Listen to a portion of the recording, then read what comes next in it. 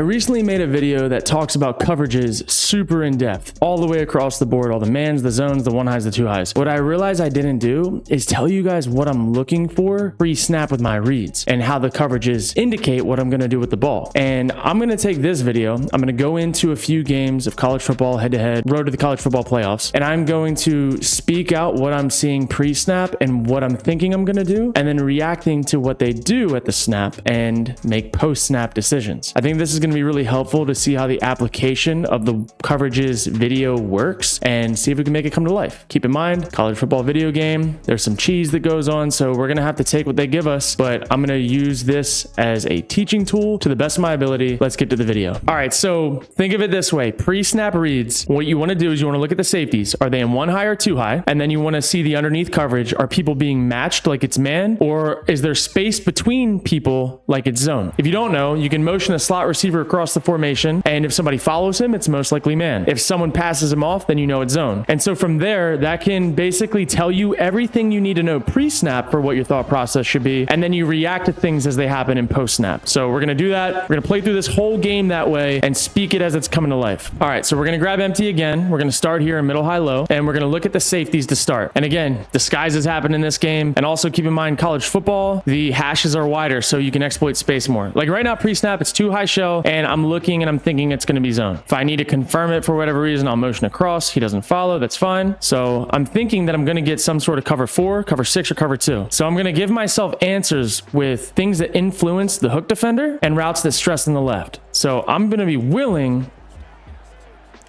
We got to scramble. There we go.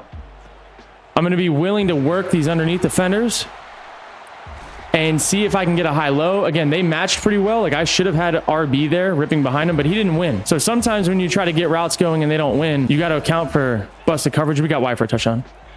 I should have talked about it. I knew they were in cover 0 because the safety wasn't there.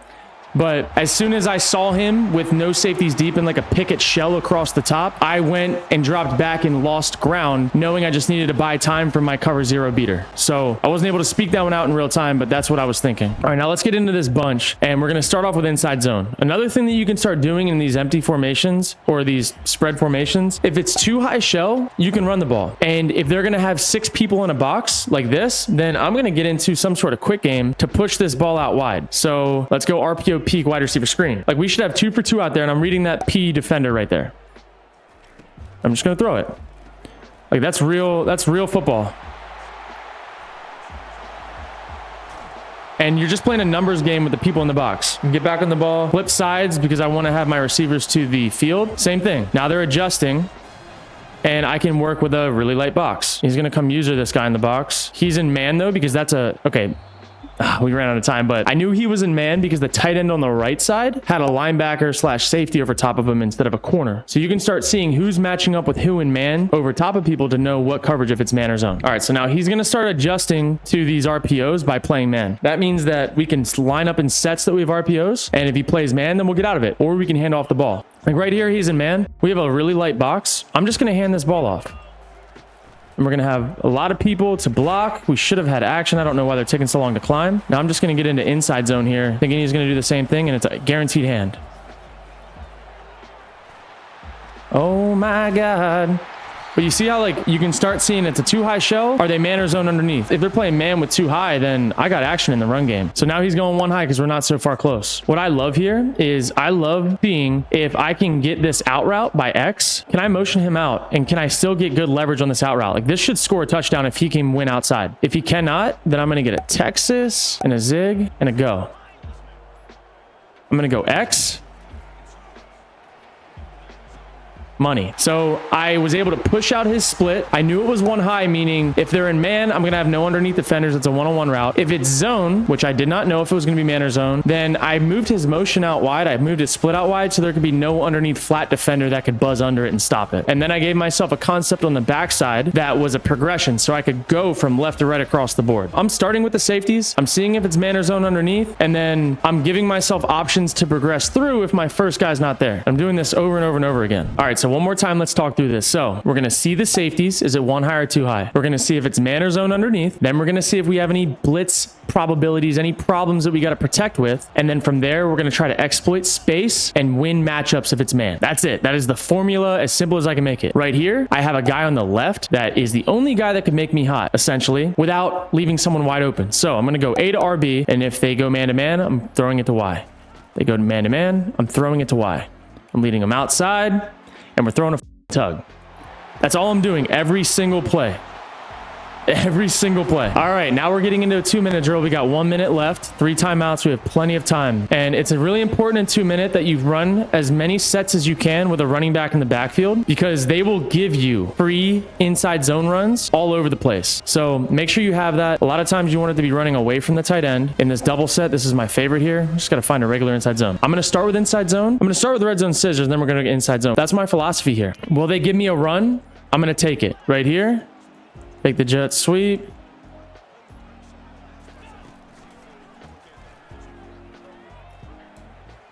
That's not the one I wanted. Get back on the ball. I wanted the regular zone, but they didn't give it to me. Now here, 2 high shell, but they're kind of quartersy. See how everybody's at the same distance? It's fine. They're going to be dropping a bunch of people. I'll check it down. Get out of bounds. All right, now let's start this over again. Give me a regular zone, and that's going to be our starting play. We want regular zone to be our starting play. Now here, see how the safeties are wider? They weren't so tight like in a cover 4 shell. They're more cover 2 man here, maybe cover 2. Who knows? If we motion across, we'll see if it's man or zone. Now we know it's man, and look at this run box on the left. They didn't adjust. If we can get off this edge, we have action. Back on the ball. We have 3 timeouts. We don't want to use them until we have to. After this next play, we'll use it. 1 high shell, snap it. We should have a comeback to the left, as long as that cover 3 defender doesn't get underneath of it. Let's go. Let's go. Out of bounds. All right, now we have 15 seconds. I wanted to use a timeout, but I didn't want to waste it. Now we can have a few rips vertical out of empty, and we can be catch, throw, timeout. As long as we use a timeout on this first play, we'll be money. Right here. I have A in the seam. I have RB. Let's put RB on another vertical. And I'm thinking we're going to try to rip it to A, and then we're going to see if it's going to be cover 2 man or cover 2 on the outside. Oh my God, we had RB. We're going to run that again. They're blitzing off the slot. I don't know why they're doing that. They were so out of position. So here we might have just f***ed up our timeout usage, which is fine, but they're going to be out of position here. This is a good play when they're in this. So this looks more cover 3 to me. Probably going to be matching coverage a little bit more. I doubt they're buzzing out of here. We're seeing what this defender over RB does. If he buzzes out, we're throwing it to RB right now. Money.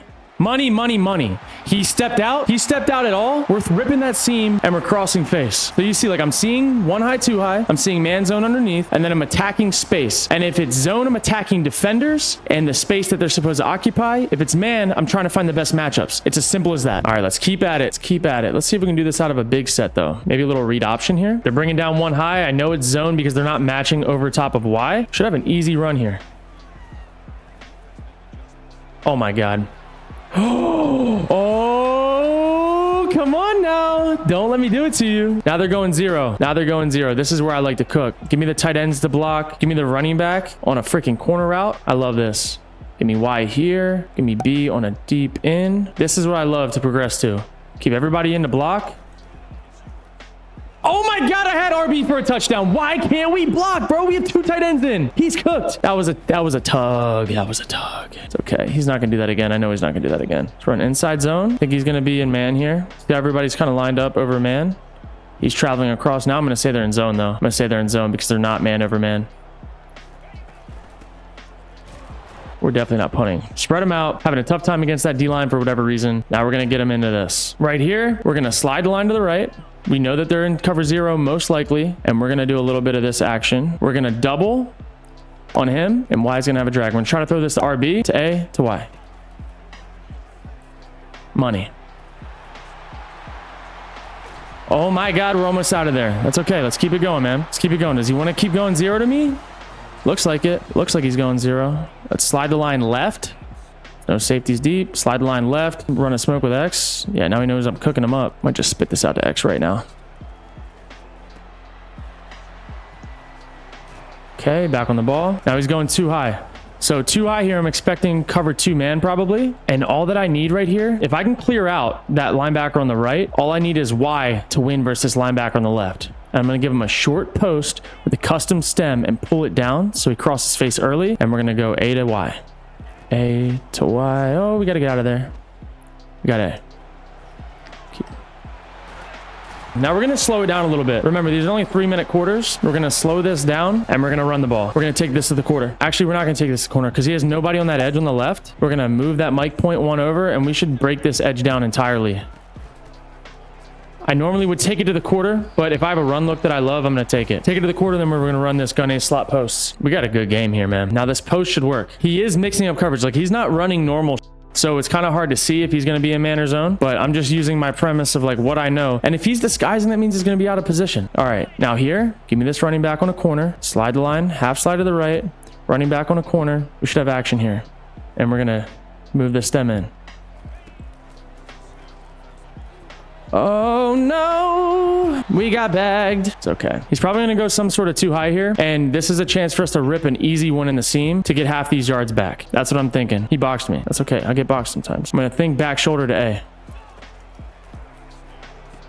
Money. Now we got most of it back. Now it's 4th and 3. Get back on the ball here. I'm going to go Y to the flat right now. X to clear out. And then if we don't get Y, that means in coverage rules, we should have A. We want to tighten him down so we don't got to worry about it. Got him. You can just exploit space, man. You can exploit it so easily. Now we're going to let this go to 2 minutes. If you guys are interested in learning more, man, I got a guide that teaches real football that can apply to this game on my website called thedimelab.com. Now look, too high shell. Like, let's just look at the field here. Too high shell, but the safeties aren't that much deeper than the corners. So this tells me I'm probably going to get quarters. That means that I have a mismatch with A in this linebacker. That also means that I have a mismatch underneath that we can exploit. So I'm going to go A to RB here. They dropped a bunch of people. Now get into scramble. Move them out of there. That's fine. They want to drop, and that's the other thing. If they want to drop 8 people in coverage, you should have time. You can get jiggy. You can scramble. You can do things like that. As soon as a quarterback, when he takes the snap and he drops back and he sees so many people in coverage, well, the pass rush must not be too hot. So let's take advantage. Now here, 1 high shell, off coverage, looks more zony than Manny. They're probably matching though. I'm going to go X to Y. X is my gimme. If he drives down, then I got Y one-on-one. X. Oh, you gotta catch that though, brother. Let's get back into this again. He's gonna view that probably as a win. So he's probably gonna run something similar to that again. Now look at this. I got a flat here with a gimme. Like, I'm just gonna keep taking advantage of space. Keep giving it to me. Again, I'm looking at the shell, then I'm looking at the underneath coverage. Is it man or zone? They're not matched up over him. Okay, I'm gonna get a gimme. I'm gonna go double seam here with a smoke by B. Actually, now we're gonna push B on an out route. Actually, we're gonna put B on a comeback. If this nickel defender over top of RB gets out of position, I'm gonna rip it to RB, low and away. If not, I'm gonna progress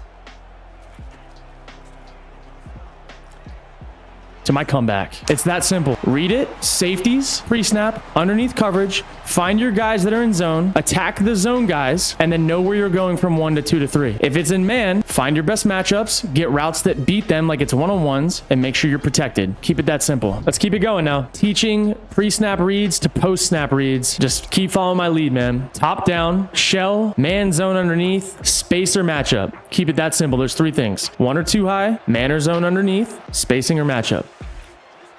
You have certain concepts. Oh God, we're out of here. Don't let me get sticky. Don't let me do it to you. Get out of here, dude. All right, let's go now. Let's go. Well, unfortunately, we made him quit before I got on offense, so let's get to the next section. All right, let's go. Goal line, let's read it out. PA waggle, break the huddle. Let's get to the line of scrimmage. Quick snap it, and we're gonna roll out. Money, money, money, money, money, money. Quick snap's kind of nasty. Doesn't let him adjust either. I kind of like it. You can't do any adjustments. If you wait until the end, when you're getting down on the play clock, then you can basically force your line and everyone to run to the line of scrimmage. He feels the pressure. He's not going to want to adjust. You just get his base alignment versus your base alignment. And if you have a good play, that's a man beater, down there, it should work. Speed breaks, kind of a real thing. Again, he's in 2 high shell. We should be able to run this rock. Let's get a little motion. Want to run this play side. Let's ID the mic point backside one. Give us a little bit better angles. And get in the box. I like that. I like that a lot. So I hope you guys learned a lot from looking at everything from the top down. We're going to have more videos like that on the way. If you guys enjoyed it, be sure to like, comment, subscribe. Let me know what you guys want to see next. We'll be seeing you next video.